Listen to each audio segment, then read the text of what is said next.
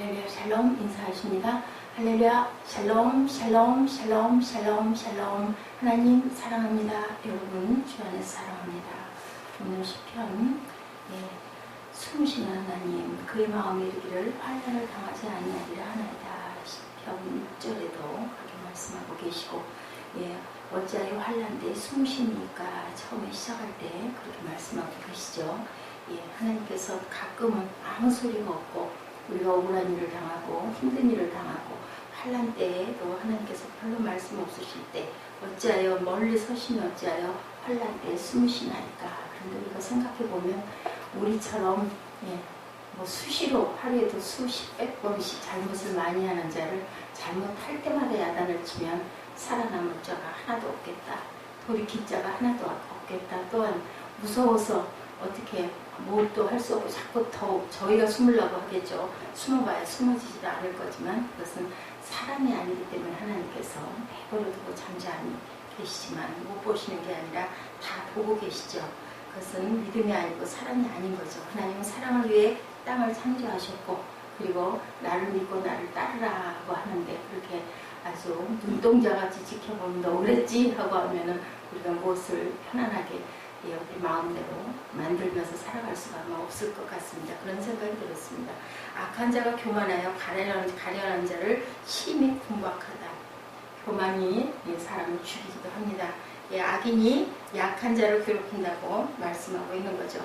오늘날 우리 주변에서도 얼마나 많은 악이 성행하고 있는지 그들은 그들의 악으로 약한 사람을 괴롭히죠. 만만하다고 그러죠. 만만하다. 만만하면 자기 마음대로 하는 거죠. 그의 마음에 이르기를 환난을 당하지 아니하리라 하나이다. 악인들은 환난이 자신에게 임하지 아니하리라고. 그러나 악인에게 반드시 마지막에는 사망이 온다는 것을 저희들이 알고 살아가야 되겠죠.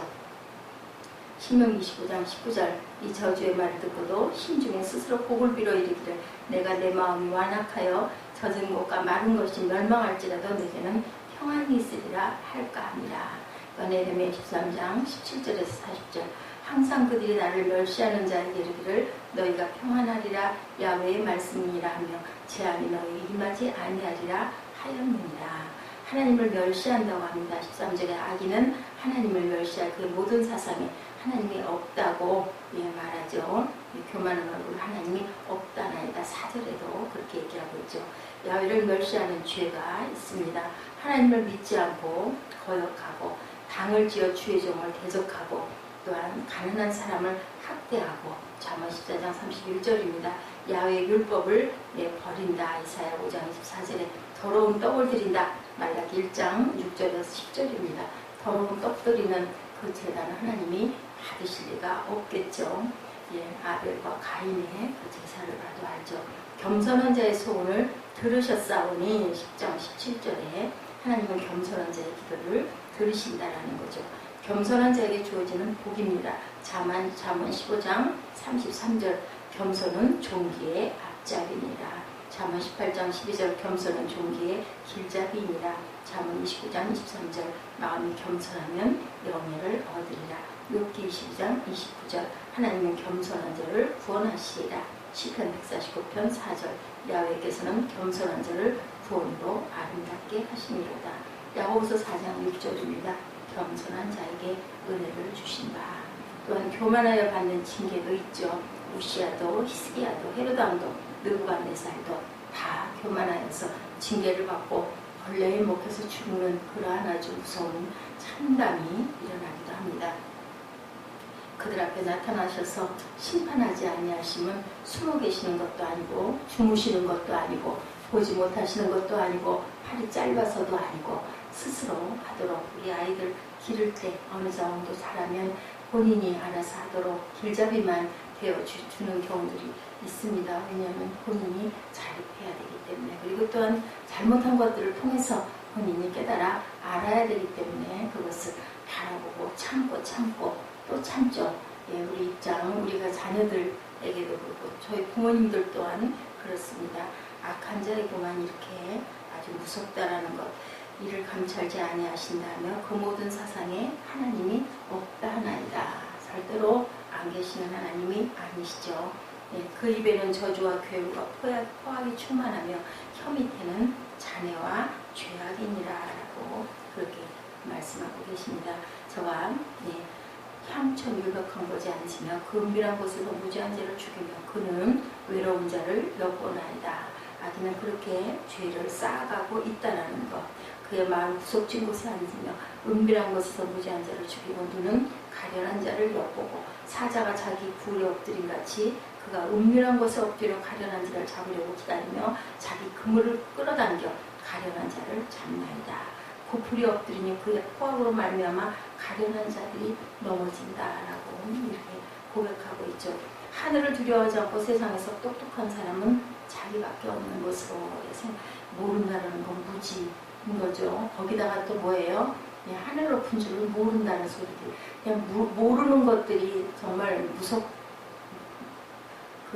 무식한 자가 무섭다는 옛날 얘기가 있어요. 우리 운전할 때도 초보 운전자들이 안 보이는 거죠. 안 보이기 때문에 그거는 교만한 게 아니고요. 안 보이니까 그냥 무조건 내가 먼저 들어가다 보면 뒤에서 오는 차와 부딪힙니다. 어저께 아주 깜짝 황당했었죠. 잠깐 싶었어요. 나중에. 근데 깨달은 게 모르는데 아니다 보니까 그리고 근데 거기다가 또 한술 더 떠가지고 방문 쿵쾅거리고 드나드는 걸 보면서 이렇게 양육하는 게 참 쉽지는 않구나라는 생각을 했습니다.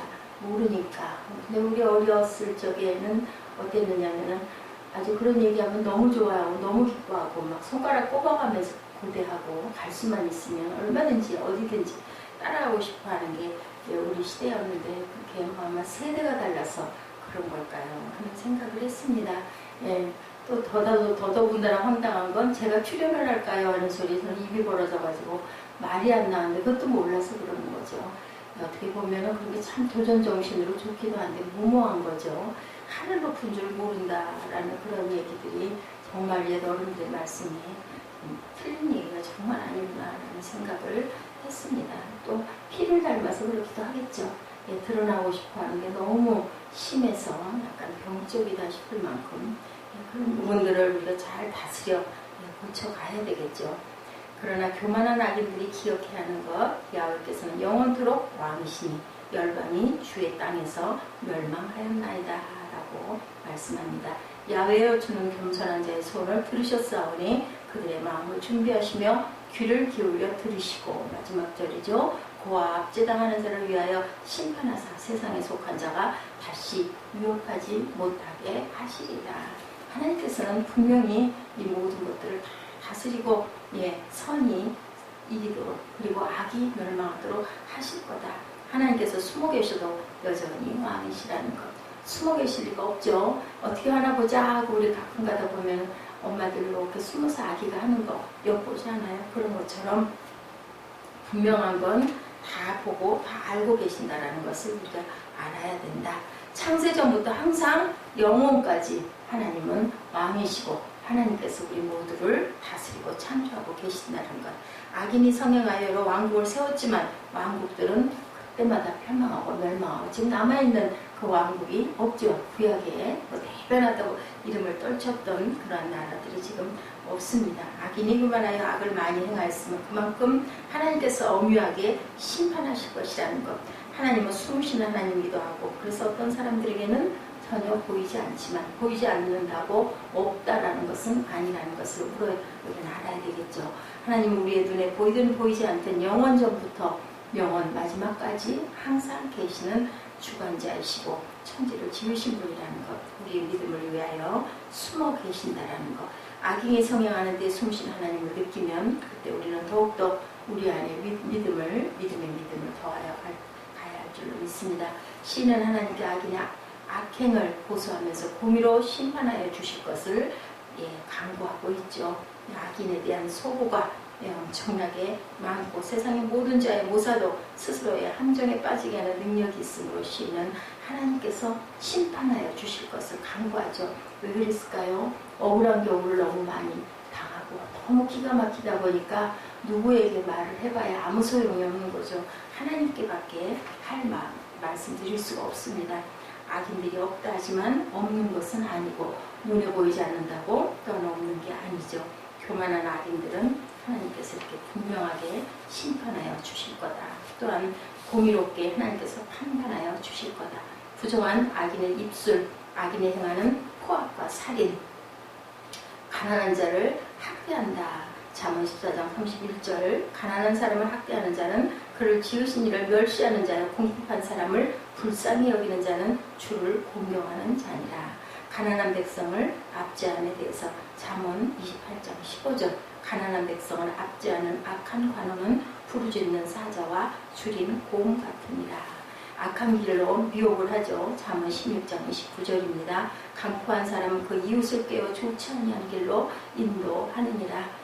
그러므로 악인의 입술을 통하여 나오는 악한 말은 그의 죄악된 상태를 묘사하고 항상 악인은 하나님이 보이지 않는다라고 하죠. 전도서 8장 11절 사람이 여러 해를 살면 항상 즐거워할지로다. 그러나 캄캄한 날들이 많으리니 그 날들을 생각할지로다. 다가온 일은 다 헛되도다. 이렇게 말씀하고 계십니다. 야훼는 공의를 구하죠. 일어나옵소서 하고 오늘 시편 기자가 말합니다. 구원을 위하여 항상 일어나시는 하나님. 시편 3장 7절 야훼여 일어나소서 나의 하나님이여 나를 구원하소서. 주께서 나의 모든 원수의 뺨을 치시며 악인의 일을 껴꾸셨나이다. 구원은 야훼께 있사오니 주의 복을 주의 백성에게 내리소서. 또한 진노로 일어나시는 하나님이라고 시편 7편 6절에 시편 기자가 고백합니다. 또한 고아를 도와주시죠. 가난한 자를 신원하시고 빈궁한 자에게 공의를 베푸시는 하나님. 겸손한 자의 소원을 들으시는 하나님께서는 오늘도 겸손하게 하나님께 구하는 자에게 항상 그 기도를 들어주시죠. 잠언 10장 24절입니다. 악인에게는 그의 두려워하는 것이 임하거니와 의인은 그 원하는 것을 이루리라. 또한 심령이 가난한 자의 복 마태복음 5장 3절 또한 애통하는 자의 복 온유한 자의 복 그의 땅을 기업으로 받을 것이다. 땅은 어디예요? 하늘나라를 상징하고 있죠. 하나님께서는 우리에게 이렇게 공평하게 항상 가난한 자 또한 애통하는 자 또한 온유한 자 심령이 가난한 자를 하나님께서 복 주십니다. 하나님께서 심판을 행하실 때 모든 악인의 죄악이 드러나고 그들이 행한 대로 보응을 받게 될 것이므로 우리는 실망치 말고 공의를 따라 구하고 하나님이 주시는 구원과 승리를 늘 받고 어찌하여 멀리 서서 어찌하여 환난 때에 숨으십니까? 다윗은 하나님께서 숨으셨다 하지만 하나님이 숨으신 게 아니라 우리에게 시간을 주고 기회를 주고 돌이키라고 오늘도 우리를 부르고 계신다라는 것. 교만한 악인들이 기억해야 하는 것. 야훼께서는 영원토록 왕이시니 열방이 주의 땅에서 멸망하였나이다. 하나님께서 숨어 계셔도 여전히 왕이시고 여전히 바라보고 계시고 여전히 마지막 때 심판하신다라는 거 오늘 한번 다시 한번 저희들 마음밭에 새기고 우리는 공의의 하나님 또한 긍휼의 하나님 약한 자와 낮은 자를 신원하시고 바라보시는 하나님. 그래서 우리가 전 세상에 살아갈 때 아버지를 부르고 오지라고 살아갈 수 있지 않을까. 악한 자들의 멸망을 하나님께서 하시니 우리는 우리가 해야 할 바 오늘도 우리에게 주시는 하나님의 분복 따라 최선을 다하고 하나님의 말씀에 귀 기울이고 묵상하는 하루가 되시기를 주님의 이름으로 축복합니다. 기도하시겠습니다.